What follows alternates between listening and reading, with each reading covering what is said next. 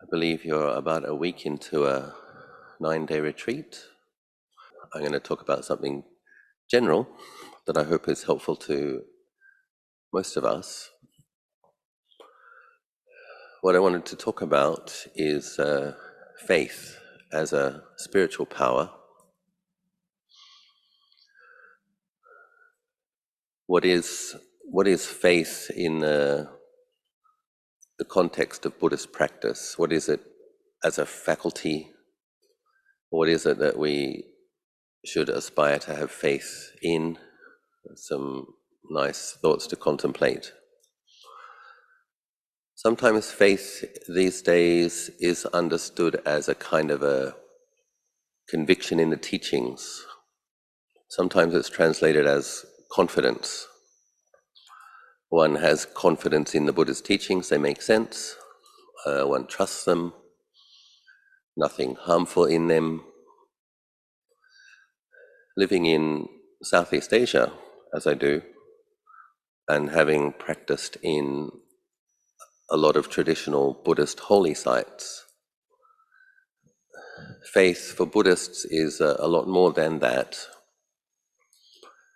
Traditional Buddhists bring a quality of heart and a quality of deep devotion to their practice.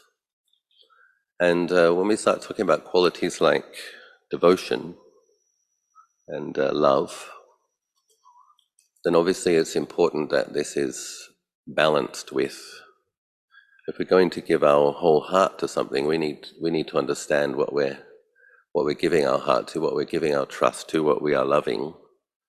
So I thought I'd talk a little bit about that. So faith does need to be balanced with wisdom. At the same time, too much wisdom with not enough of that warm, full faith quality is a little dry. And one of the things we need to do in our practice, one of the benefits of deepening faith, bolstering faith, is that it leads to the next of the spiritual powers, the arising of energy, a good amount of good quality energy. We need this. A lot of people, particularly a few years into practice after the initial inspiration, things can get a bit dry. People can feel a bit stuck. Practice almost seems as though it plateaus, and people can look back on previous highs and wonder why they're not getting previous peaks in practice and wondering why they're not getting similar results. And this is an area where faith can be very helpful in stimulating more energy. So what is wise, what is skillful to have faith in? How should we understand faith? So in the suttas, Lord Buddha talks about right view, conventional right view, and ultimate right view. So these are the things that Lord Buddha is explaining as skillful to believe in. One of those things is karma, a belief in karma. Good deeds bring future happiness, future benefits, future supports. Unskillful deeds bring challenges, difficulty, suffering. And we need to understand this on a very profound level. And if our life can be informed by this, this will be of tremendous benefit to us, to really believe in the value of good karma and to have concern about the dangers of bad karma. This will incline us to make more and more good karma. Another thing Lord Buddha describes as being a matter of fact with regards conventional right view is a belief in past lives and a belief in future lives, a belief in this world and a belief in the other world, meaning parallel realms, hells, ghost realms, the animal realms, and deva realms. Why do we need to believe that? Why is it skillful to believe in these things? Again, it's if we understand that there are implications to each of our thoughts, each of our words, each of our actions, all of our speech, that all of these things have implications for ourselves in the future, this is going to help us to become much more circumspect and much more careful, much more skillful. We develop two qualities which Lord Buddha describes as protectors of the world or guardians, hiri and ottappa, a sense of conscience and moral shame.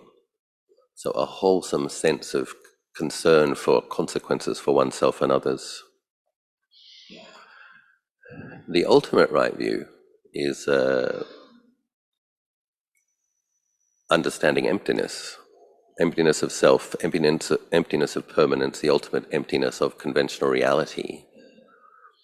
And so as part of conventional right view, we believe that Nibbana exists. Lord Buddha did attain enlightenment.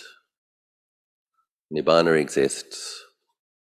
And then very importantly, a very important aspect of faith is that we have the same potential to realize ultimate reality, to realize our potential, that the forces of greed, hatred, and delusion are dark qualities that obscure a deeper reality of having enlightenment potential, Buddha potential, the capacity to realize Nibbana and be liberated from greed, hatred, and delusion by doing so. So having a deep faith in this is helpful. We shouldn't just brush over this, oh yeah, I have faith in that, and think that we have faith in it. It's good to really consider it and really deeply have faith in it, because the degree to which you can have faith in Nibbana, understanding that if this is your goal, the thing that you really want to realize, then it's good to invest some time and energy and thought, practice into contemplating that it really is real and that it really is your potential. And feel very confident about that. And it's good to do a little bit of investigation. Is there a part of you that suspects maybe you can't do it? Maybe it's the potential of the Buddhas and the Arahants, but maybe it's not my potential. Maybe I'm the one being in the whole of conditioned reality that's utterly evil and completely beyond redemption. Some people do have these deep-seated self-loathing, withholding of metta challenges. And sometimes when we're reminding ourselves of our ultimate potential, it's like shining a light in there and seeing what comes up. If you do doubt that Nibbana is the potential of all conscious beings, then we have to challenge that, or at least consider, how is it possible that there are previous Buddhas, a current Buddha, a future Buddha? How is it possible that there are foremost disciples, chief disciples, laymen and lay women, liberated disciples, Pacceka Buddhas, Devas, who when listening to teachers also attain to enlightenment? Well, we have to consider this deeply so that we understand this is true. This is the potential of having these five khandhas, a body and a mind affected by greed, hatred, and delusion. The potential within that situation is to purify the mind of greed, hatred, and delusion. And so these qualities of a deeper conviction, and then what I'm also suggesting, qualities of when our faith becomes more full-hearted, fully rounded, deeply devotional, we're not devoted in a deluded way.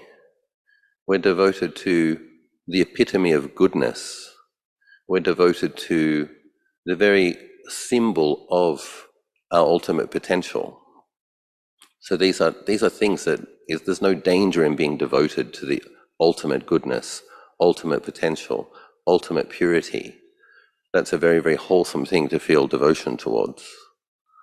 And then understanding that when we take refuge in Lord Buddha, we're also taking refuge in our potential.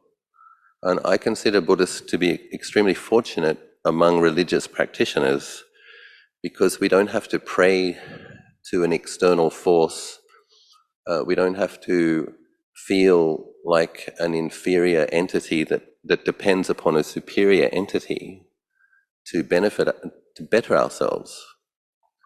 We look at beings who have realized their potential through practicing the Eightfold Path, having insights into the Four Noble Truths, and we understand that's my potential too. If I walk this path, if I cultivate this path, that is going to be the outcome. And then once we have that as a kind of a foundation, the basic right view, understanding our potential, developing some confidence in it, qualities like love and gratitude can be beneficial in different ways. Conscious beings, human beings, the faith is a faculty. And so we have to cultivate it to become a power. In the beginning, it's not a power, it's a faculty. And if we don't put it in the right place, it will find other objects. And you'll notice this, for example, on the walls of teenagers' bedrooms, what they have loving devotion towards. Pop stars and fashion icons and trendsetters. And oftentimes those people don't have an ethical or moral standard and are bad examples. But that faculty that people have to want to have a sense of loving devotion towards something will function in human beings' minds. And so we need to recognize that it's a faculty and train ourselves to place it on the appropriate object that will be empowering to us. When I was a 15-year-old schoolboy myself, showing my age now, there was a singer called George Michael, and he released a single, Faith. And there's a couple of other middle-aged monks chuckling at the moment. And from what I gather, what George Michael was singing about was he had to find faith in finding a partner who was more than just sexy. That was as best as I understood the song. Of course, he made a lot of money out of that song, but I don't think he helped anybody to be more wise. And this is popular culture. Popular culture will suggest that hedonism, sensuality, peak sensual experience is what life is all about. And there's a lot of people who've experimented with that and ended up quite miserable, not in a happy destination. And so we're very lucky. We know about the Lord Buddha. We know about the Dhamma. We know about the Arahants. We know about our potential. Thinking about what the Bodhisattva did before he became a Buddha, for example, our Buddha, Gautama Buddha, spent 4 asankhya's. Asankhya means incalculable period. Only Buddhas can actually calculate how long a asankhya is. It's an enormously long time. If you understand that 1 eon, the time from the Big Bang, then the universe expands and then contracts and burns up, that's 1 eon. So Bodhisattvas have to practice for 4 asankhya plus 100,000 eons. We need to understand that the 100,000 eons is the small part at the end. The 4 asankhya is an impossibly long amount of time to consider, but they really do it for that long. And the bodhisattvas who have the wisdom approach to building parami, those are the ones for whom it only takes 4 asankhya. That was our Gautama Buddha. He has the wisdom approach of the bodhisattva path. Those bodhisattvas, when they become Buddhas, will be enlightened at a time that's called the degenerating age. That's where we are now. And you can see that even in the time of the Buddha, there was famine, there was pestilence, there was war. These are some of the symptoms of the degenerating age. And I think these days there's about 500 million Buddhists in a population of over 7 billion. So not everybody is a Buddhist. Apparently, in the time of Maitreya, the next Buddha, everybody will be Buddhists. in the whole world, and there will be no famine, no pestilence, no wars, and people have a lifespan of 80,000 years. That's because he spent 16 asankhya building virtues, 4 times as long as Gautama Buddha. When we consider these things, just acknowledge sometimes it's too much to imagine. So just shrink it a bit. Just imagine the 100,000 eons as a start. 100,000 eons that are understanding that since the time the Bodhisattva could have been an Arahant, when he met a Buddha and received his prediction of future Buddhahood, since that time, 4 asankhya plus 100,000 eons. We think of that and we understand that that being had the potential to be liberated from all suffering and never have to have anything to do with conditioned reality ever again. And they saw the wonderfulness of the Buddha before them, and oftentimes they're also recognizing their potential. Like when they get to the stage where they meet a Buddha and they're about to receive a prediction, they already have accumulated virtue to the point where they could become an Arahant. So they probably have jhana samadhi, they may have some psychic powers, and they've begun to glimpse what an incredible thing a mind is when it's significantly purified and trained. So they develop a certain kind of a courage.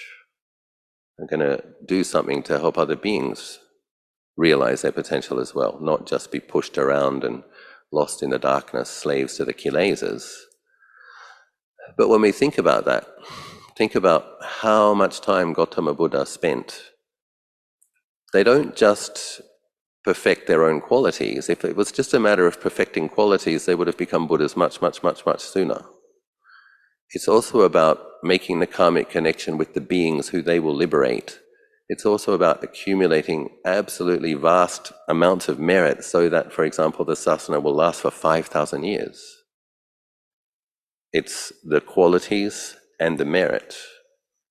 And then oftentimes, from what I've heard, there's a lot of bodhisattvas who are quite highly developed.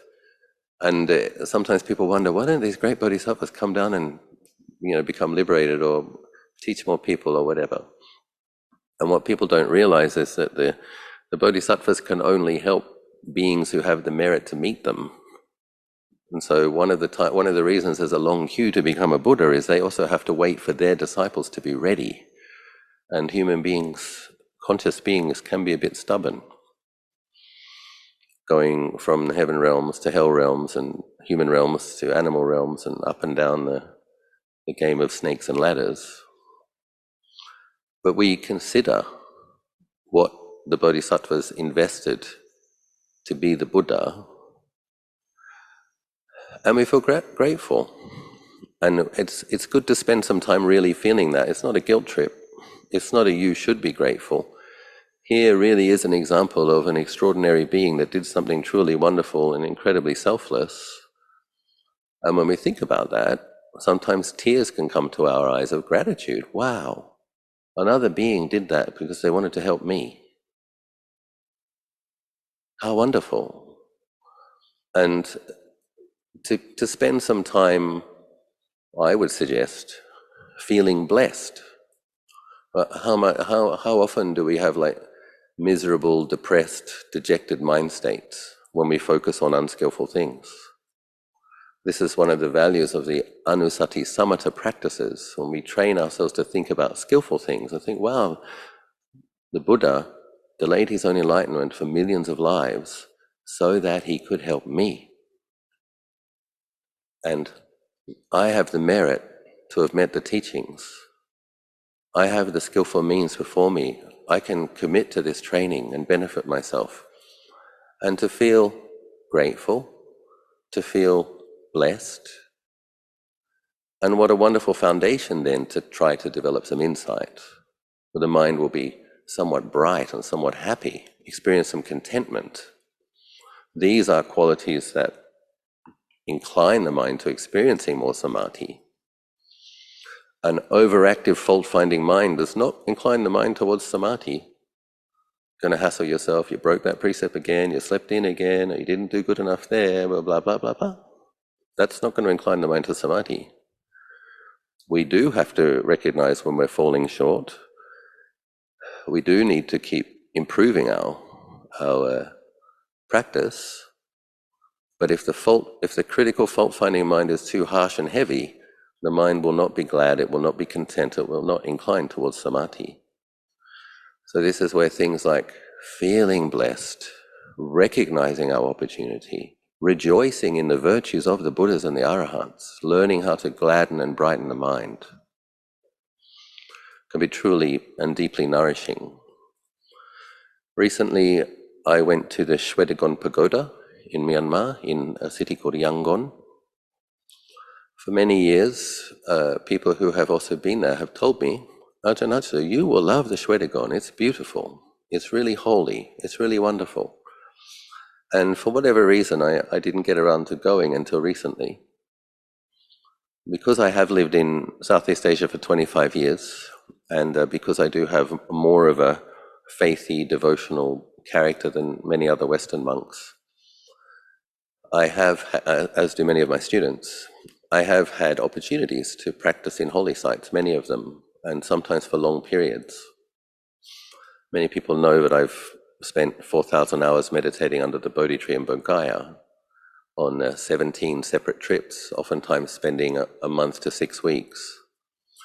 And I think that's part of the reason I didn't go to the Shwedagon, is because if you can go to Bodh Gaya, the seat of enlightenment, Bodh Gaya is very special because the previous 3 Buddhas of this eon, plus Gautama, plus Maitreya, they all get enlightened in that place. It's the most holy place in the universe, the Vajrasana, seat of enlightenment. So it's like, if you can go there, the mother of all holy sites, why would you go somewhere else? And I had some thoughts as to why you might go somewhere else. Every time I go to Bodh Gaya, I usually get food poisoning and a chest infection, as well as having an opportunity to practice a lot of meditation and experience some nice samadhi.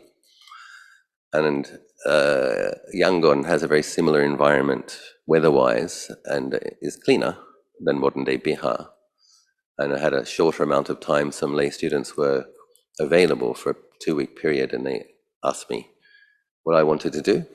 And so we went there. I went with Ajahn Yaniko, a good friend of mine, Ajahn Stewart, here from Wat Mapchan.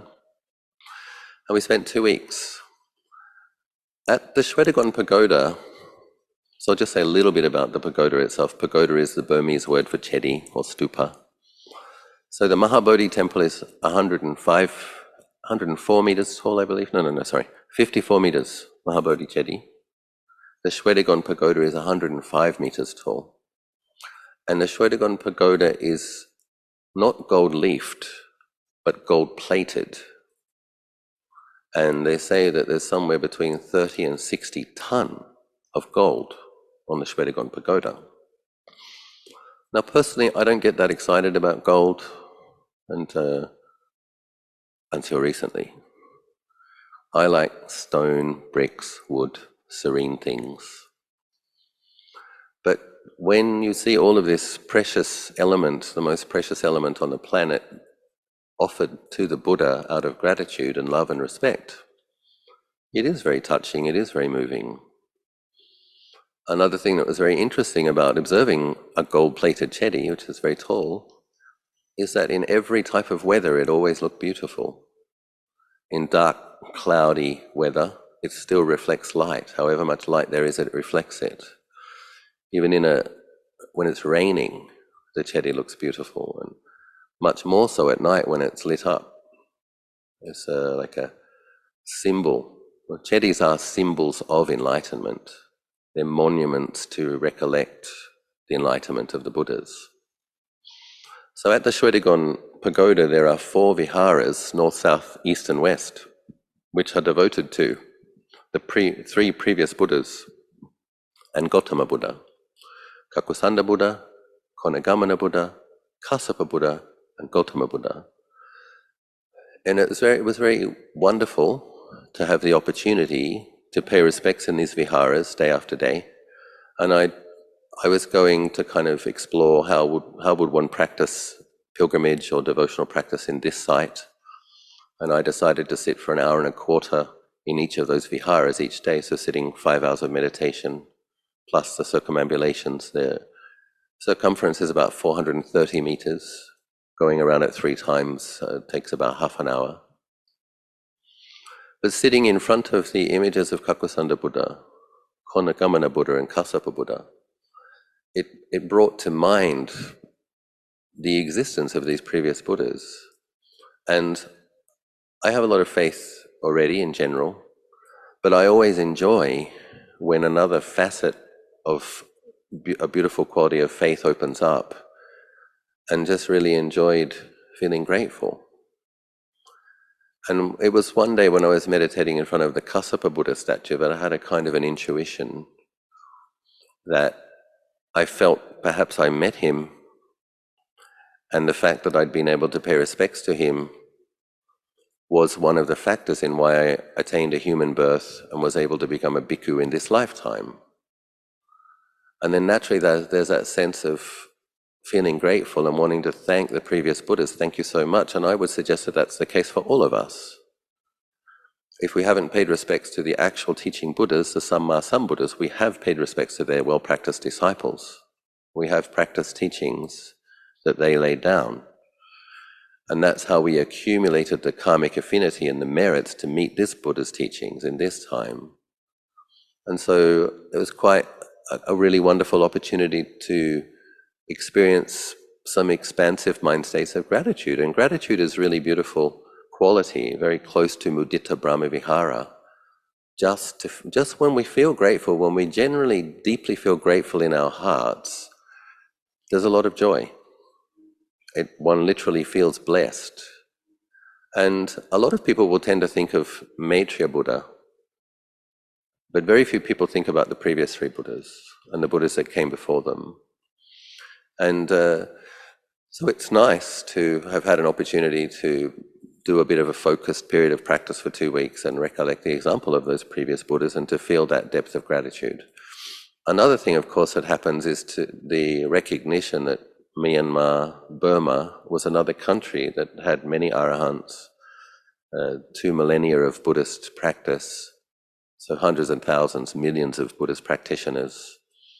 It was almost like visiting some long-lost relatives and getting a bit of a sense for one's ancestors and extended family, and feeling nourished by all of their faith, all of their practice, a sense of having a lot of friends on this journey. And that's another thing, isn't it? Like, we can feel isolated, we can feel alone sometimes. And that's where these anusati practices, recollecting the Buddhas, recollecting the Arya Sangha, recollecting our Kalyana Mittas, recollecting the Devas who are established in enlightenment or who have very virtuous qualities. When we recollect these things, we don't feel lonely, we don't feel isolated. And this is something that we all need to do. We all need to train our minds to think skillfully. This yoniso manasikara, wise reflection, gives birth to wisdom. So we often hear about the body contemplation, we often hear about the death meditation. These are clearly fundamentally important, particularly in training the mind to have the liberating insights. But in terms of the foundation that will support that process, it's really good to develop a sense of deep gratitude, a sense of love, a sense of devotion to purity, one's potential, truth. Because when one has that in place, one can have a lot of conviction. You have a lot of deep faith, a lot of good energy. Now you can have conviction. I really am going to stick to my daily practice. I really am going to keep those precepts. And it's coming from a empowered, blessed, nourished space that wants to realize its potential.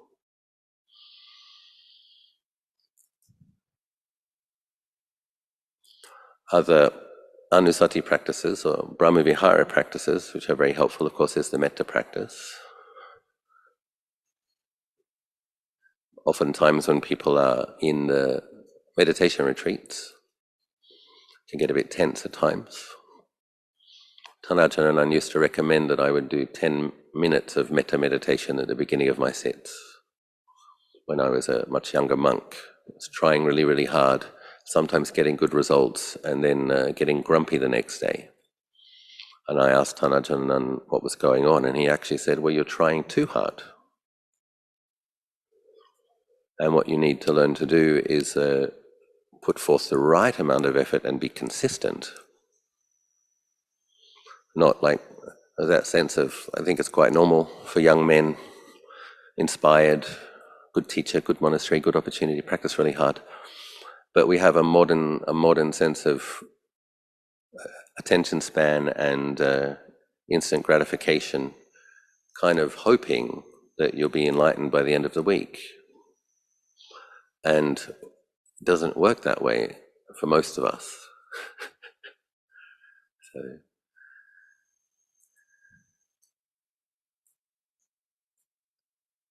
in Thai it was, you don't need to practice out jing out jang, you have to practice podi podi. It has to be the right amount, and it has to be consistent. And I think this is probably one of the most difficult aspects of Buddhist practice. I think we're all very good at putting forth a good effort for a period of time, and then we're all very good at slacking off again. And this is a problem, because it doesn't take that much intelligence to understand that one step forward and one step backwards isn't actually going anywhere. And so this is where the commitment to my daily sitting, if possible, increase it to 2 sittings. And like plodding, I would recommend a plodding approach, which is, don't want to sound too intimidating here, but a plodding approach which is absolutely ruthless. I am going to do 5 more minutes a day. Come hell or high water, I'm doing 5 more minutes. As you increase your abilities, increase your capacity, increase your commitment, now that you have deep, deep, deep faith, I am going to add a second session or a third session, even if it's just 5 minutes before sleeping, because when we add the extra practice, we can keep adding. This month I added 5 minutes before sleeping. Next month I'm making it 10 minutes. In 6 months it becomes 15 minutes. You really see the benefit of establishing a greater sense of clarity. I recommend meditating at the beginning of the day, so that when you set your resolution to bring your clarity and your presence of mind into your daily activities, that you've actually established that presence of mind and clarity. Don't look at your portable device. Put it on flight mode. You're not attending to the world, you're going on a trip inside. After your meditation, you can turn on the device. But first thing in the morning, you make it about establishing clarity, generating mindfulness. And then you set the resolution to bring that into your day. You will notice when you do that you notice when your thoughts are wholesome, unskillful, or neutral. You notice more quickly. You're able to stop yourself halfway through unskillful sentences. But if you don't meditate in the morning, you might know vaguely that it's unwholesome, but you can't quite stop yourself sometimes. We need to make our mindfulness powerful, so that it has the power to resist the negativity, the kilesas, negative qualities. And then ultimately, I would hope that we can all aspire to sitting every morning, every afternoon, every evening. It doesn't have to be sitting, it can be walking, it can be chanting, it can be listening to a Dhamma practice, but doing something in a formal sense that establishes clarity, reminds us of our goals and the central teachings and the training, brightens the mind, clarifies the mind, and also restrains us from attending to unskillful things. These days it's so easy with the devices to be lost in unskillful media or just useless kind of shallow conversation and comments on all sorts of things, sending the mind out into the world constantly, reacting constantly. So when we make a commitment to periods of time where we do formal practice, we're not doing that other stuff. And this is very helpful. You're not bringing the darkness of the world into the mind. You're generating the radiance of mindfulness and bathing your body and mind in that and bringing that into the world. certain things you can do. It's all very easy for me to speak here, sitting in Ajahn monastery, living in Thailand, about pilgrimage sites, holy sites, devotional practices for people who live a long way away. You might be wondering, how do I do that? What do I do? And so this is where Ajahn recommends these practices like chanting the praises of the Buddha, the Itipiso chant, doing it 108 times. I think it can be really helpful. I know not everyone's a faith type, but I do think everybody can benefit from deepening their faith. And so things like having a nice Buddha statue, making the effort to offer fresh flowers at least once a week, like having some kind of a loving devotional relationship with this object of refuge, which is a mirror of your potential. Maybe offering some essential oils or a non-toxic incense, whatever. You find a way to express your gratitude and your devotion, because it brightens your mind. You don't do it for the Buddha statue, you do it for yourself. And was one of the wonderful things in Burma was seeing so many of the local people, even younger people, all turning up with a beautiful bunch of flowers in lovely colors, these roses that are grown in Burma, and wearing their traditional outfits. The men wearing their sarongs from their waist down to their ankles, the women also, everybody dressed very modestly but very elegantly. Everybody arriving with a bunch of flowers or a string of jasmine, offering to the various shrines. Very moving. But we can do that at home, wherever we are. Get a Buddha statue that speaks to you about a quality of the Buddha that you respect, whether it's the purity, whether it's the peacefulness, whether it's the kindness. We find an image that speaks to us, or a tanka, a painting. And then doing this itipiso. So we try to generate it. Don't just force yourself to do it, because it can feel really, really tedious. Spend some time thinking about why you are grateful to the Buddha, how he demonstrated the potential, and how you're so grateful that he explained that that's your potential. Get some feelings of gratitude going, and then start chanting and try to increase those feelings. Some people need to chant faster, some people need to chant slower. If you make a commitment to doing 108 itipiso verses a day, you might do 36 in the morning, 36 in the afternoon, 36 in the evening if you like to chant it a bit slower. Other people might do it one session a day. I had a close student who unfortunately recently passed from breast cancer, but for the last 2 years of her life, she did do 180 itipisos on an amber mala that I gave to her as one of her teachers. We recently cremated her body, and I said to her sister, please cremate her with that mala.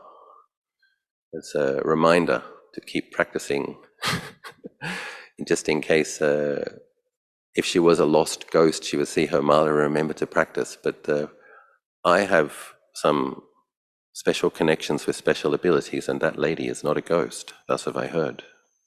She didn't need the mala, but at the very least, the amber mala was a fragrance puja to her goodness, and several people said when the body was burning that it smelt like incense. That was one of a little fragrance puja to one of my dear friends this lifetime. And find, it doesn't have to be the 180 itipisos, whatever it is to you, what chant speaks to your heart, what chant encapsulates why you think the Buddha is a refuge and wonderful, and why you're grateful. What chant is it? It might be the verses of the Mangala Sutta, it might be the Metta Sutta, it might be the Dhammacakka Sutta, it might be the Anatta Lakkhana Sutta. But if there's a chant that you particularly love, you can make that a practice, do it more often, do it in sets. If there's a mantra that you appreciate, just do it. Developing more of a facility to do samatha practice, deliberately and intentionally brightening the mind, deliberately and intentionally accessing this faculty of faith and bolstering it, empowering it, then using the energy that you get from that to be consistent with your mindfulness, and understanding that that is what's going to incline the mind to samadhi. We have all of these things in place, of course, that's where the insight occurs. And to find the energy and the resolve to be consistent, which is, as I said earlier, I think our biggest challenge. But when we have deep and good faith and a lot of energy, we can develop the conviction We can do things like determinations, make determinations, and because we have the conviction, we can do it. We can follow through. We can fulfill it. When I first completed 1,000 hours of formal meditation at the Mahabodhi, under the Bodhi tree in India, I was kind of in awe that I could actually do that. I was like, wow, Achalo Bhikkhu somehow managed to do that. And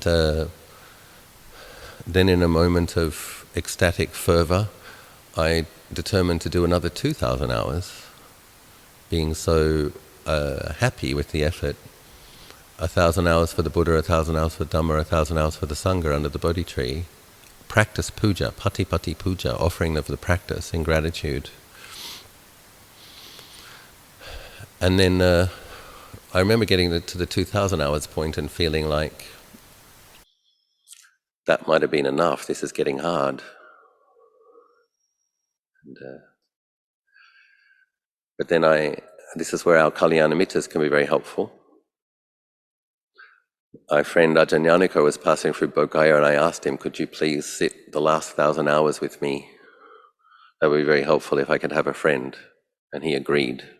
And I got we did manage to complete 3,000 hours under the Bodhi tree of formal sitting.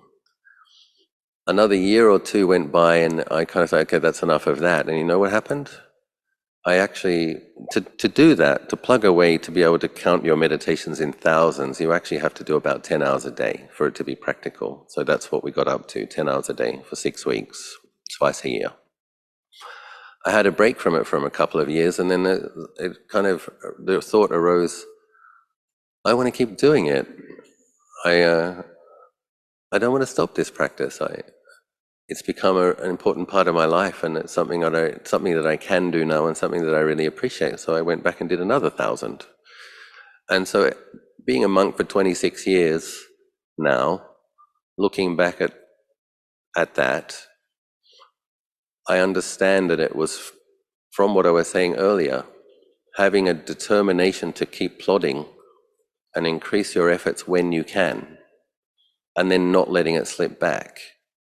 And another story I often tell is that when I was a novice at Wat Nanachat 27 years ago, on average 6 days a week I wanted to disrobe. The reason I didn't was that 1 day a week.